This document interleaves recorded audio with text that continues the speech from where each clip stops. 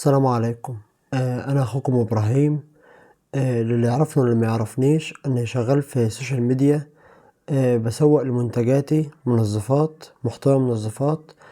ممكن مثلا هنا محتوى شخصي بتكلم يعني شوية وبفضفض شوية وكلام من ده، لكن في الأصل محتوى منظفات. شغال بقالي سنتين على المحتوى، والحمد لله يعني وصلت ل75,000 متابع في وقت قصير.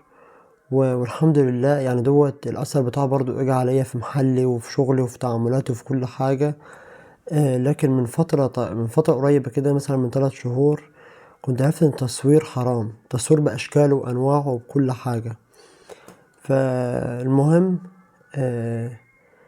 قعدت أبحث وأدور وأسأل إنني ده حلال ولا حرام، وأتأكد من المسألة لحد ما أول امبارح اتأكدت من المسألة فعلا إن هي حرام، وإن ما ينفعش إنني أصور والكلام ده كله، خصوصا إن أنا بلحية وكده وإنني برضو أتقي ربنا وأبعد عن أي حاجة تغضب ربنا.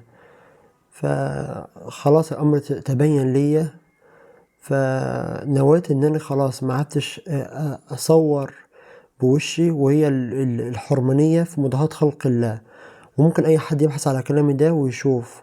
تمام. المهم دلوقتي أنا شغال بقالي سنتين ووصلت لعدد متابعين كبير أوي الحمد لله. شغال على الفيسبوك، ده أكبر منصة بالنسبة لي، 75,000. اليوتيوب، انستجرام، تيك توك. تمام.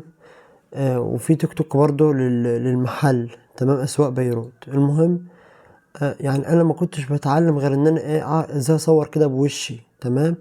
فأنا مش عارف بقى، يعني مش عارف بديل، يعني أنا متعلمتش بديل إنني ازاي ما اصورش بوشي واعمل ايه والكلام ده كله. أو قبل أي حاجة ربنا يجعل العمل دوت خلص وجه الكريم، إن أنا خلاص نويت إن أنا ما عدتش أصور فيديوهات أظهر فيها بوشي أو كلام من ده. وخصوصا إن أنا الفيديوهات مفيش فيها يعني حاجة خارجة أو كلام من ده، لأ بالعكس، بس هي الحرمانية في مضاهاة خلق الله، إن ما ينفعش أظهر بوشي أو كده. فأنا ما اعرفش إلا الطريقة دي.